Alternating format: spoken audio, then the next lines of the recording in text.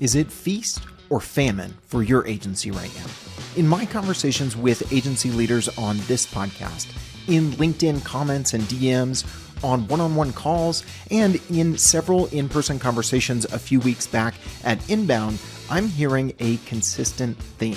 It seems like agencies like yours are saying one thing or the other. It's either feast or famine. There don't seem to be too many that are telling me their growth is somewhere in the middle ground right now. Will that trend continue? Is it something that's broader than just what I'm hearing? I don't know, but we'll keep exploring that on this show from here. For now, we're going to dive into a specific situation with Joe Sullivan and his agency, Gorilla 76, in today's episode. He and his co-founder John lead their team of 29 full-time employees in a marketing agency focused on the industrial and manufacturing sector.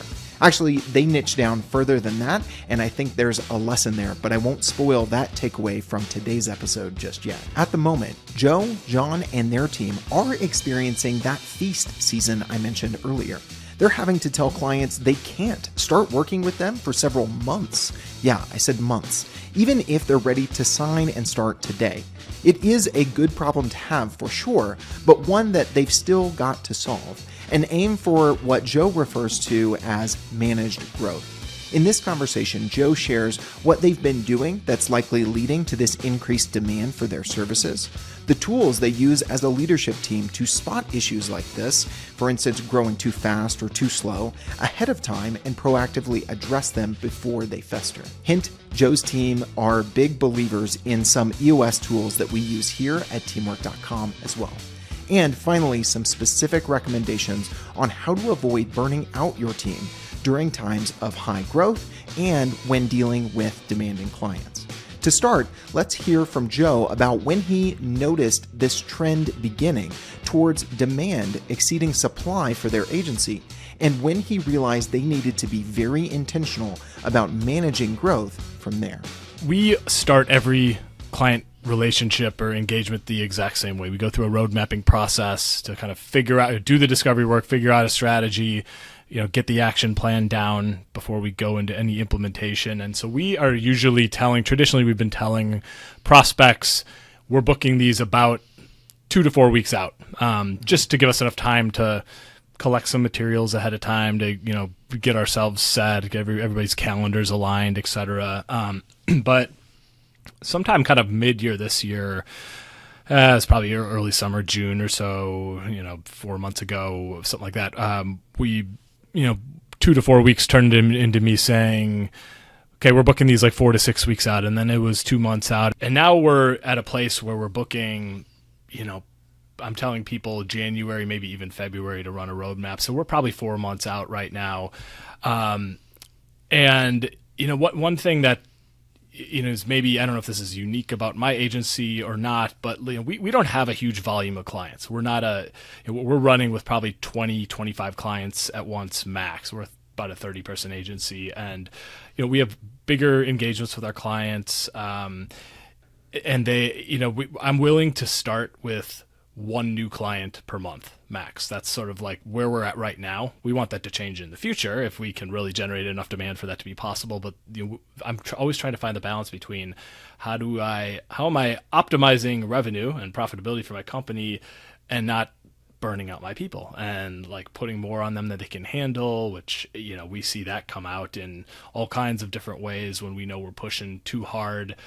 And so this is a new problem for us. It's, we got to find this balance. If somebody's ready to write you a check and start tomorrow and you say, well, I could start you 4 months from now, like that creates a new set of problems. So.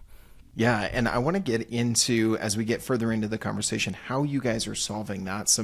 And as you've told me offline, like, look, I don't know if I have the perfect playbook for this, but I'm willing to share some of the things we're thinking about, trying, what has worked so far, those sorts of things. But before we get to that, how, as Simon Sinek says, always start with why. My question is, why do you think you guys are seeing more feast than famine right now? What are some of the things as you and your co-founder have been looking at this period where, hey, even though in a lot of sectors things are tightening up, we are doing better than we have in other times? As you mentioned, you've seen various cycles throughout the many years you guys have been running the agency. What are some of the things you guys think either externally or internally have been contributing to this good problem to have? And then we'll talk about how you guys are trying to solve it. Certainly. And, I'll preface this with saying, we could be in a bubble here for ourselves. There could be some element of chance to this in terms of why this is happening right now, but I don't believe that's the case. And I really, it feels almost obvious to me that it's a product of playing the long game. We have always, or for many, many years, been advocates of, publishing our expertise consistently, building audience, not asking for too much in return. And so, I look at the decisions we've made over the last 3 years from our own marketing ourselves, along with your help, Logan. I launched my podcast, The Manufacturing Executive, about almost 3.5 years ago at this point. It's been running 175 straight weeks without missing a week, which I'm proud of. That has helped me build sort of a presence in the manufacturing sector in a new way. In the kind of content-based networking methodology of interviewing the types of people I need to reach and influence rather than just sharing my expertise. But then we launched a second podcast, a year and a half later, that was all highlighting our own team's expertise. And that picked up a lot of steam really fast. Around the same time, or a little earlier, actually, we launched what we call Industrial Marketing Live. This is a every other week live event for marketers in the manufacturing sector, and we teach for 20 minutes, and then we bring people up on stage and answer questions, and people collaborate, and it's turned into a recorded show that gets spit out into that other podcast. We're seeing 90, 100 people show up every other week consistently now, and we have a Slack community of 225 people that's super active. It's not one of these Slack communities where it's just dead. It's like I go in there and there's conversations happening. We're facilitating a community of manufacturing marketing people. That's just been building organically. We're adding people constantly to it. We launched a third podcast. It was targeting a third persona in manufacturing. So now we have a show for manufacturing executives, which is my show. We have a show for manufacturing marketers, which is very tactical and focused on teaching. And we have the manufacturing employer, which is targeting sort of the HR person and helping them, interviewing people who are solving the labor shortage problem that is plaguing the industrial sector and frankly a lot of sectors right now. But all of this is all we've been doing is just building our audience, building authority and trust in the manufacturing sector where we do all of our work. Side by side with that, I have probably 8 or 10 of the 30 people on my team that are publishing unique, thoughtful, content on LinkedIn between 3 and 5 times a week. And some of them are flying by me in terms of follower count and engagement with their posts. And the impact of that is all very clear. We do the simple, Refine Labs recommends how'd you hear about us question in your forums. And we were okay, that's a no-brainer. We implemented that. Almost everybody who fills out that form, regardless of what HubSpot tells us in terms of the lead source, almost everybody says something like, I've been listening to Joe's podcast for 2 years, and now we're looking for an agency, so I'm reaching out to you first. Or I've been following your strategy director, Grace Wright, and your senior strategist, Brendan Forrest, on LinkedIn, and everything they say is really resonating, and we're looking for some help with our marketing. Or I've been attending Industrial Marketing Live and learning from your team, and now I want to apply what you're teaching. This is what they all say. And so it's almost obvious why this is happening right now. It's the investments in the long game that we've been making for the last 3 years that are starting to bear fruit. Oh man, there is so much good stuff there. Obviously, I love hearing the further that you guys have gone down the podcasting route and that you didn't kind of make a typical mistake I see a lot of brands make, whether you're an agency or not, trying to make a show for anyone and everyone and try and reach those different personas. You guys are doing it the right way to do it with different content channels, in this case, different shows. And obviously investing in your personal brands, I think especially within an agency agency where the people are the product, it just helps you so much. And you have an opportunity unique to an agency, I think, where the investment in those personal brands can actually yield even more. I mean, I recently stepped into an evangelism role, so that sort of motion is near and dear to me for B2B brands. But I think for agencies, there's just as much opportunity, if not more. The other thing that, stood out to me there, and then we'll kind of get into the, what are you guys doing with this greater demand and optimizing the client experience in your sales process. Last week we had on Sam Shepler from Testimonial Hero, and he was saying that when you niche down when it comes to your services, when you kind of productize them and you focus on a specific application, a specific problem, and a specific solution, it allows you to build from there very easily. So for instance, they started doing video testimonials. That led to doing LinkedIn video ads as kind of just a build on from there. I hear the same thing that you're saying, Joe, when you guys have focused really well in niching down in the manufacturing space, which others have rightfully called out as a great example of an agency not trying to be all things to all people. Pete Caputa gave you guys a really nice shout out on LinkedIn the other day. By doing that, even in your content, you guys are kind of doing that stacking thing that I heard Sam say with their services at Testimonial Hero. They got real focused, and then they were able to expand and build on something. You're doing the same thing with your content with the manufacturing executives, then the marketers, now the HR folks, and it allows it to be so much more powerful. So those were just a few things that stood out to me as you were talking there. This conversation, though, Joe, that we're talking about of, as an agency, do we have more demand than we have supply, right? We don't necessarily have the hours on the shelf, but we're seeing more demand versus maybe it's more famine. We've got the supply, we've got people on the team, but we don't see the demand. They each have their own sets of challenges, but I'll pose the same thing to you that I asked Megan Bowen previously on our webinar series on agency life. Which do you think is harder, and which would you rather have? Because it's always that balancing act within an agency where you don't want to be overloading your people, but you don't want to be turning away business either. How do you think about that at a high level, man?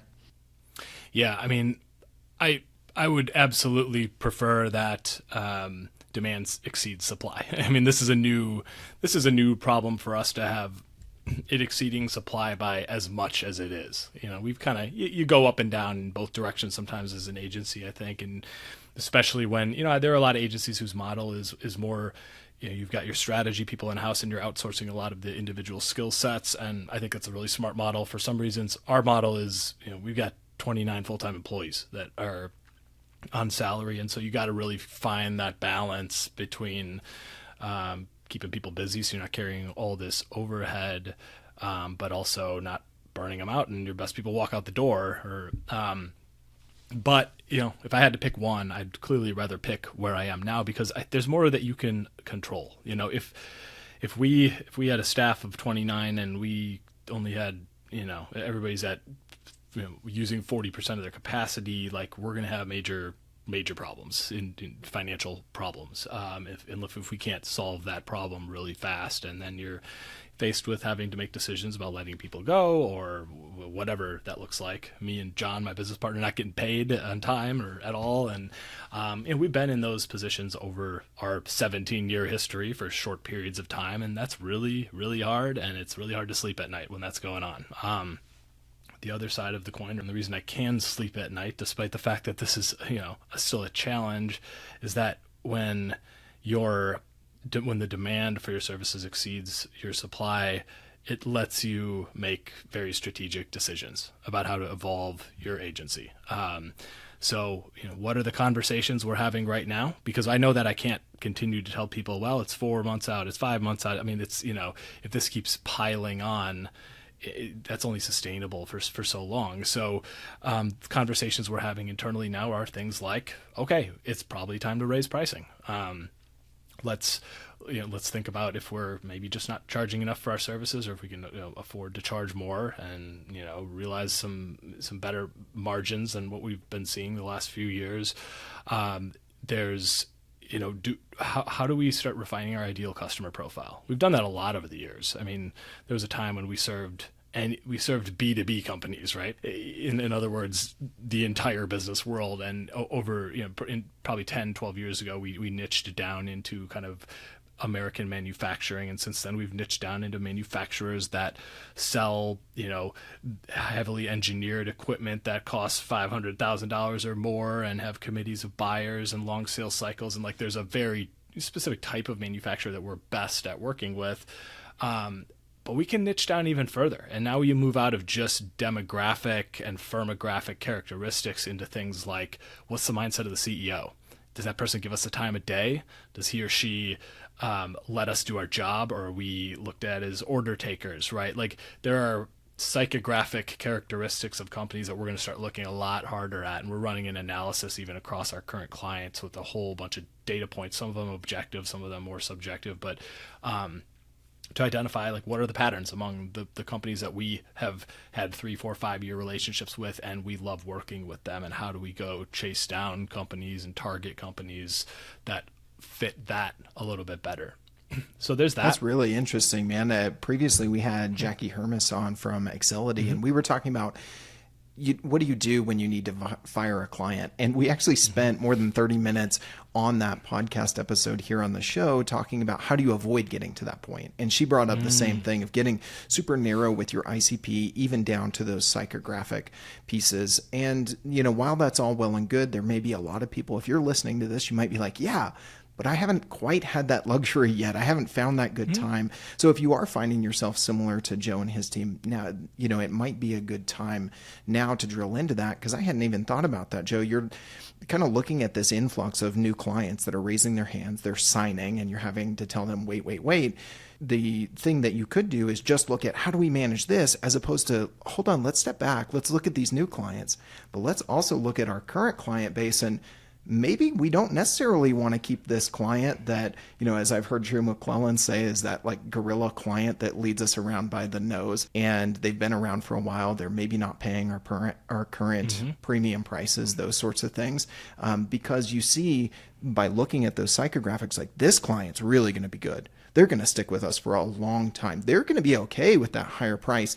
And we're actually going to go to this other client and say, hey, upon renewal, it is going to go up 20%, knowing that they're probably going to say no thanks. But you've done the math, kind of, again, zooming out and not just trying to figure out the new client problem, but your entire portfolio of clients. Is that fair to say, and kind of how you guys are approaching it, Joe? Yeah, absolutely. And your timing's good, because we literally 4 hours ago, I initiated an email to a client that was about, let's have a conversation, but here's what the conversation is going to be about. And we're going to fire that client. And we would not have had the luxury of being able to proactively do that. This is a client we've been struggling with. They were just not aligned. They had a leadership change, and we're going in different directions, and that's fine. They're good people, but what we do, what they need, aren't really aligned anymore, and it's causing a lot of frustration and burnout with my team. And I'm like, this is not worth it. Why are we continuing down a path with a client that's killing my team right now? Our margins are thin because we're having to rework so much stuff, and and so when you've got a line of people who want to start with you, like, why am I going to continue working with a client that just isn't the right fit? So again, these are new problems. I haven't been operating this way for very long, but when you're in that position, and if you can do the work to put yourself in that position, these are really nice decisions that you can make, as opposed to those decisions, just being made for you or being out of your control. So good, man. So let's talk a little bit about how you guys are managing this problem that, as you've said a couple times, is somewhat new to you guys, because what you want to do is not make sure that a good problem to have just turns into a bad problem to have. Like you said, if you just keep telling people 4 months out, then eventually they're going to say, yeah, thanks, but no thanks. Like, we really like you guys, Joe. We've been in your community, but that's just not feasible for us. We need to make a business decision. So you mentioned that your new client experience always starts with that roadmap process. I'm sure you guys have well documented and repeatable handoffs from sales to your delivery team. What about the tactics of that approach, or even backing up and how you guys are having the sales conversation before you get into that handoff? What are some of the things that you guys are evaluating, maybe things that you've tweaked or changed given the current situation that's different than what has been the status quo? Yeah, really good question, and good timing again. We run on EOS at Gorilla, as I'm sure many listeners are familiar with, at least, because I know it's really popular in the agency world. We've been on it for about 3 years. but we came out of our quarterly strategic session last Friday, headed into Q4, and two of the rocks, or our sort of major milestones for those unfamiliar, major projects that we're going to tackle over this next quarter relate to this exact topic. I'm in charge of one of them, and our strategy director, Grace, owns another one. But a couple of things that we're going to work on here, talking about Grace's first, we're a lot of perfectionists at Gorilla. We like, doing things the exact way we want to do it and having process for everything. And it hurts us in a lot of cases. And we're aware of this. And it was a good revelation, that, over the last year or so, as we realized, okay, we need to get a little more agile, a little more, just adaptable to, the way our clients want to work, or just, but anyway, so we're taking a really hard look at how we start our process with clients. We think that the roadmap process that we've been using might be a little bloated. It might be more than we need to deliver. It might not be. We also used to use that roadmap. I think this is an important point. We used to use that roadmap as, rather than, hey, client, you need to buy this service from us and you're on retainer for the next 12 months, which is how we used to operate years back. It's, let's do this roadmap together. Let us earn your trust. Let us show you that we are strategic thinkers and we know how to get you from A to B, or we can help you figure out how to get from point A to point B. And you're going to go in and buy this $10,000 strategy project from us. And then from there, we're going to figure out, what implementation looks like. And it was a really nice lever for us to get people in the door talking about the right things and thinking about strategy first without having to commit long term. Well, we don't really need that right now. Because everybody knocking on my door is ready to go now. And that's a different feeling than when I was trying to convince people to work with me, and therefore let's just do this roadmap and test the waters together first. Now it's, no, I want to hire you and it's time to go. Like, we want to start tomorrow. And I'm like, well, we got to go through this roadmap in 4 months so that we can start implementation in 5 months. And so we're rethinking all that. We're saying, well, if people are ready to go, why are we forcing them through a process that probably is a little bit bloated? And so that's one place. The other thing we're starting to sort of reevaluate, which is what I'm sort of in charge of right now, is how we manage that queue, right? And so how do we sort of optimize, like, what is that ideal amount of time that I can tell somebody is the wait list, right? 4 to 5 months is too long. That's where we're at right now, and it's too long. We've lost some opportunities because of it, and not surprisingly, right? But having companies in our queue is a good thing, because if somebody needs to end their relationship, if we feel the need to end a relationship with a client, it's okay. Now let's move the queue up, right? It also allows you to play with the scarcity a little bit, and kind of that premium of you're having those sales conversations, and you can not feel or smell so desperate as we can sometimes when we're trying to close that new client for the agency, because you know that you have this, and you can confidently say, look, I've got 2 slots and I've got 5 clients who are pretty close to signing up, and you can leverage that. You don't want to over leverage it. And so I think you're describing it well, there's that sweet spot in the middle. There is. And that has worked really nicely for us. Honestly, I had an opportunity that we literally just closed that, they were kind of dead set on negotiating pricing wise. And we actually don't see that a lot. Surprisingly, it's really not something we see where somebody just wants us to flat out lower the price. Usually it's, okay, listen, this is a little over budget. How can we, and so we'll adjust the scope. We'll stretch things out so they can pay over more months, or what, like, there are different ways to get through that challenge. This particular client wanted us to just lower the price because it's in their genes to negotiate. And we basically just said no, respectfully, and like, I want to work with this client and we're going to now, but it was just, listen, this is our situation right now. It doesn't make financial sense for me to just flat out lower our price because, not to sound like a jerk, but I've got a whole bunch of companies waiting to start and they're willing to pay the full price. And so here are some other ways maybe we could get through budgetary constraints you have or whatever. And they came back and just said, we understand, we respect that. Let's go. Let's get started. Perfect. That conversation would have looked a lot different a year ago when we didn't have that sort of demand. So, yeah. Yeah, it's funny, Joe. It goes back to what you were saying there. Of sometimes when, especially in agency sales, we hear a client that asks for a discount, we think we need to do that in order to get the sale. But it might just be that one, it's kind of in their DNA, like they're the sort of person or the sort of culture within the company that they're always going to ask, right? It doesn't mean that that's the budget. It doesn't mean that they're not going to be willing to pay more. But oftentimes, if you don't have that demand, and if you're not willing to communicate about that demand to this prospect, then you're going to default to, well, yeah, we can do that. We've done that before. Okay. The other thing that stood out to me is you were talking about there, the potential elimination of the roadmap process. It is a very interesting evolution. And I think it ties back to what you were talking about earlier in what you guys have invested in your own marketing. And what I mean by that is I think the project as kind of a lower commitment to get into the agency, to build some trust, to show your expertise, to get a win, to get that greater commitment for an ongoing retainer, to higher dollar amount that they're signing off on.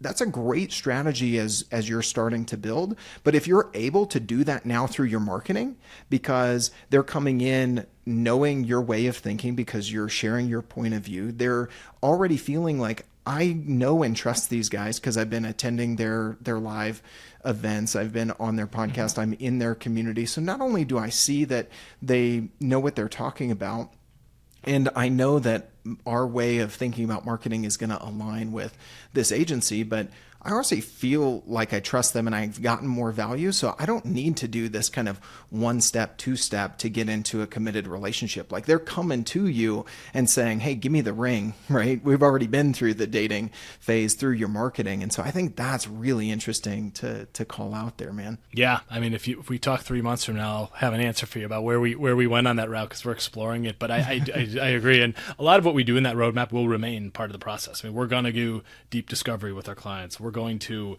make sure we have a plan laid out and an action plan, and we know what budget's going to be required and all that. But if I don't have to separate that out and just sell that first, I could just bake it into the beginning of the bigger engagement because people are ready to buy the bigger engagement. It's going to be easier for everybody, and kind of just less question marks in our sales funnel too about what's going to be there 2-3 months down the road. Absolutely, man. Well, a couple of questions before we get to our final segments that we always do here on Agency Life, Joe.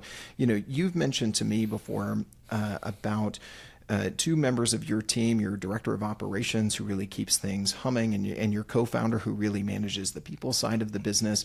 I'm not going to ask you to completely speak for them, but I'm sure the three of you have really been putting your heads together around this problem lately and looking at how do we manage the forecast with, getting that into the hands of the people who are going to deliver. How do we optimize that experience, not only for the client and for our sales conversations, but how do we maybe change what we do? What have been some of the things that have helped you look at that with those guys in managing the delivery and the people side of the business as you solve this? Again, we could say it a million times, good problem to have, but it's still a problem that you need to solve.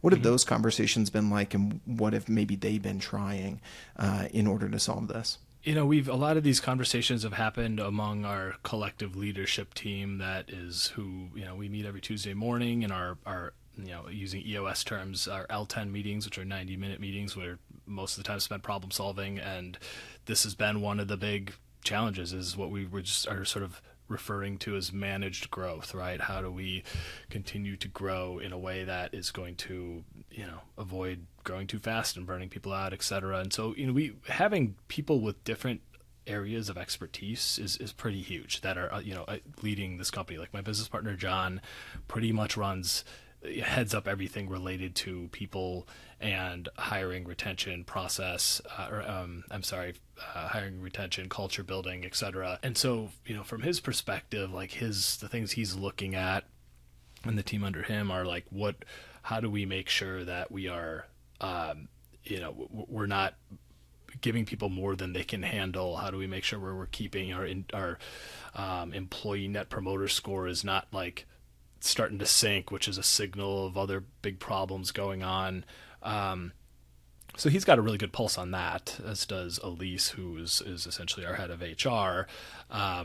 I'm the revenue guy, right? Like my job at this company is marketing and sales for Gorilla. I had all that up at this point, and so I'm biased towards creating new business opportunities. But I also have an understanding that like I'm aware of the fact that we need to create balance there.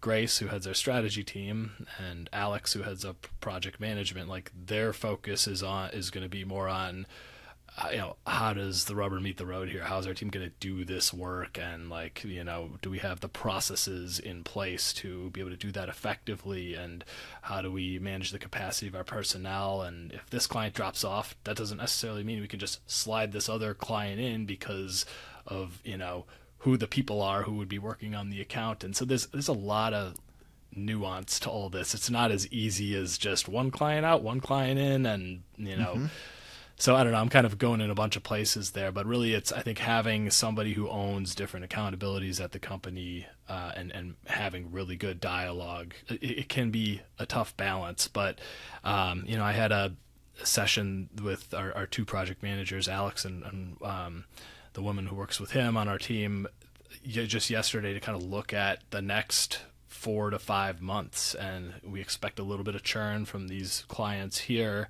And so we need to be able to replace them, and who's going to be the personnel that's going to be working on those. But we're trying to grow plus one client per month too. And so, kind of taking this thing that's just theory about our growth in the months ahead and saying, like, how is that actually going to play out on paper? Who's going to be working on those counts? Can we make sure these people have enough warning that, like, this is probably going to get layered onto your plate by, December or January? And, what do we have to do to make sure we can free up your capacity to get that started? So I don't know. It's tough to get too specific here, but no, I think that's good. And it does echo something like we went deep on capacity management several weeks back with Amber Chemist, COO at Instrumental Group, very large, elite HubSpot partner and a great agency. And she mentioned kind of these 3 things that help her triangulate capacity management, not necessarily specific to new client onboarding, but also just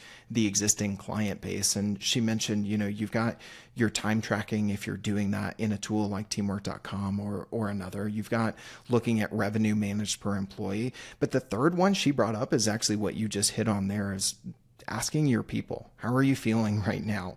You're here and having those conversations of, hey, you've got 2 more clients than you did this time last year. We think that kind of balances out because this one's a little bit more demanding. This one is a little bit less work, that and that.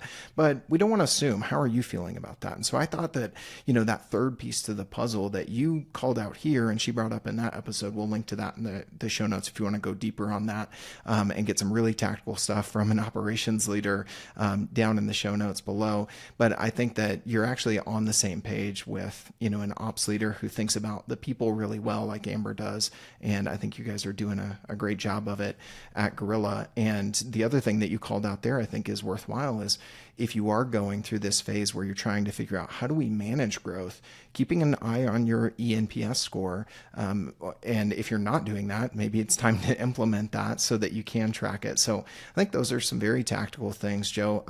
Anything else that I didn't ask you on this that you wish I would have, or anything else you want to call out that your team's been talking about as you try to solve this? I'll say it one more time. Good problem to have. Yeah. I mean, one build I would just make on what you just touched on, that idea of, keeping an active pulse on how your people are feeling. There's your capacity numbers will tell you one thing, and the way people feel can be completely different. And it may be because you got bad data. It may just because people aren't good at time tracking. I mean, that's a pretty common thing. But there's a tool that we've been using for a few years now that I would recommend to any agency owner or leader, called Office Vibe. And it's a tool that sort of drips out questions in a variety of categories a few times a week to your employees to get a pulse on health. And some of it are just, you click a number, right? Like employee health, how you feel about your immediate manager and your relationship with that person, your alignment with the direction of the company. There's a wide variety of categories, but these questions just get dripped out bit by bit. Nothing takes more than 30 seconds to answer, and it just builds data in all these different categories. And it's been such a great tool for us to get signals before the problems become real problems. And there's open dialogue in there. You can anonymously comment on things, and we can reply to those. And we don't know exactly who we're talking to, but it gives people a place to like voice concerns and not feel like the pressure's on them. So we find that kind of thing to be very important, like collecting feedback through the words of our team, to help us, just kind of find this balance.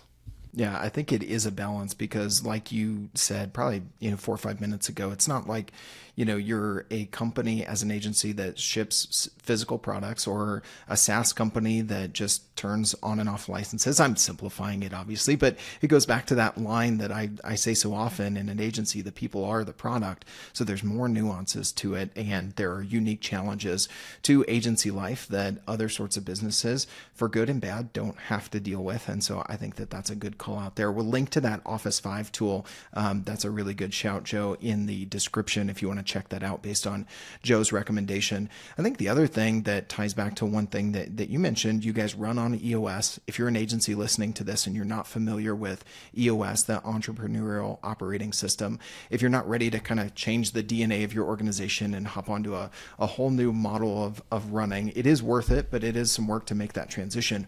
One thing I would recommend is what Joe and his team are doing with the level 10 meeting. That can be something that you can adopt even if you're not totally running on EOS. We'll link to a video that I've shared with a number of agency owners of what is this, what they call a level 10 meeting. And it comes from this idea that at the end of the meeting, you rate it. And not only does it help you have better meetings, it helps you set the agenda with this format of the core of it is putting things on an issues list, which, to your point, Joe, Office 5 and other things can help you collect those from your team so that they don't fester, they don't get worse. A little thing doesn't become a hornet's nest that you've really got to solve for once it gets a lot worse. We actually have a tool here at teamwork.com called Instant Agency Tools that allows you to run a level 10 meeting and push the to-dos that come out of those issues from the meeting right into the project management system. So we'll link to those in the show notes. Hopefully we've given you some tactical things to think about, not only where we started with Joe on the marketing side and the things that you guys have done that have led to needing to manage that growth, but also some tools if you find yourself similarly needing to manage the growth right now. So just want to give a shout out to a couple of those things. And as we round it out, Joe, we're going to hit you with our Fast Five. You're a prolific podcaster, so I didn't give you these as fair warning. Some guests we do, but we're going to go off the cuff, and then we're going to give you a chance to give someone a shout out who's impacted your agency life. So for now, you ready to jump into the Fast Five as we wrap up today, my friend? Let's do it. All right. If someone gave you $10,000 a month, Joe, to better run the agency right now, no strings attached, what would you do with that extra budget if you had it today? I would hire a marketing director. Awesome. That was a very common theme as we asked this exact question to dozens of agencies at Inbound just a few weeks back. So you're not alone in that one. All right. Number two, what are some of your all-time favorite books that have helped you as an agency founder and leader, Joe? They Ask You Answer by Marcus Sheridan, probably my all-time favorite business book. It just helped put it all in perspective. Like, it's about understanding what your audience cares about and being the best resource for them. I mean, that to me is like what embodies everything that we do.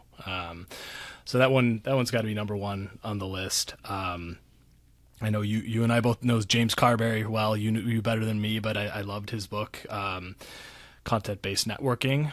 Probably one of the more recent influential books that pushed me over the edge and made me say, okay, I got to stop talking about starting a podcast and just start the dang podcast and never look back, and one of the best decisions I ever made. So I'll leave it at those two for now. Yeah, and on show number 3 now, which I freaking love, man. All right, number 3, Joe, what's one mistake you've made in running your agency that you're never going to forget? Yeah, well, there's plenty, certainly. I think probably it would be the resistance to specialize until when we did. I mean, it's been 10 or 12 years, right? But like since we really dialed in, but had we done it 3-4 years later, we'd just be that much further along. Once we decided to own manufacturing, everything changed. Yeah, it goes back to that part of the conversation we were mentioning earlier. So I think that's totally fair. All right, 2 more, and they're 2 sides to the same coin, Joe. Number 4, what's the hardest part about agency life in your opinion? Man, the hardest part about agency life, I think it's, as an owner, my perspective is probably a little different than if I were an employee of my company. And this is true for probably any business owner, but it's a roller coaster, man. It's just, there's, the highs are high and the lows are low. And ultimately it's all down to me. It falls on me and John, my business partner. Like, we're responsible in the end. And so maybe this answers your next question if I see the foreshadowing here. Number 5, what is the best part? Yeah, you nailed it, my friend. Yeah, I mean, the best part really, though, is it's so fun to build something and to watch. I mean, I can't even tell you how rewarding it's been to watch a leadership team and a layer under me and John take shape over the last few years. Pre-pandemic, we were 16 people. Now we're pushing 30, and that's a completely different type of company to run because now we've got a whole layer of senior people. 3 of them have been with us for 7 years. 2 of them started as interns, and other directors and the highest ranking people at our company. And like watching the growth of those people and watching them elevate their skills and their position as experts in the space it's really cool. Like sometimes you stop and think like, holy cow, like I hired that person as an intern when they were like working part-time in college, and now they're freaking running the company. So I think that's maybe the funnest thing, is just to watch the evolution take shape, and especially watch people kind of grow and evolve. Yeah, that's so good, man. All right, we want to do, as we do on every episode here of Agency Life, Joe, give you a chance to give someone a shout out who's impacted your agency life. Could be a coworker, a teammate, a mentor, a virtual mentor, whoever you want to give a shout out to today. Yeah, I could probably come up with a better answer if I really thought about it, but I'm going to name a name that probably a lot of people know, and that's David Baker. Agency advisor who I've been following, thankfully, for well over a decade, and has probably spit out just some of the most essential nuggets that I think an agency owner needs to understand, and has helped like formulate our approach to being an expert and staying focused on where we are really can be experts and differentiate ourselves. So that's just really been an essential piece of the fabric of this agency is owning the manufacturing sector. And I think we ultimately got that from him over a decade ago. Yeah, as I've heard people, I think, rightfully refer to him as the expert on being an expert. Yeah. And his latest book is so good. I've been talking with people about that. It came up on our Agency Life webinar just last week. It just flowed right into the conversation of his just consistently delivering great advice on this concept of how you position yourself as the expert, because as it ties into this conversation today, and I think it's a good place to wrap, it allows you to get into these places where you need to manage growth because you've positioned yourself as the expert. So whether you're finding yourself in feast or famine right now, I'd highly recommend following David C. Baker, as Joe recommends here. We'll link to his latest book down in the show notes as well. So we're going to have lots of resources in the episode description on this one. Last thing, Joe, if anybody listening to this is a fellow agency owner, they're living agency life in some form or fashion, they want to reach out and connect with you and your team as peers, what's the best way for them to do that, man? Yeah, I'd look us up on LinkedIn, Gorilla76, and I've got a very active team in that space. You can find me, Joe Sullivan. I'm probably one of 10,000 Joe Sullivans on LinkedIn, but if you pair that with Gorilla76, you'll find me. So, but yeah, I'd go there. Anybody's welcome to DM me and reach out. Happy to share whatever I can. So good, man. Well, thank you so much for this conversation. As always, every time I chat with you, it was a good one, and glad we recorded this one as well. Thanks so much for being our guest on Agency Life, Joe. My pleasure, and likewise.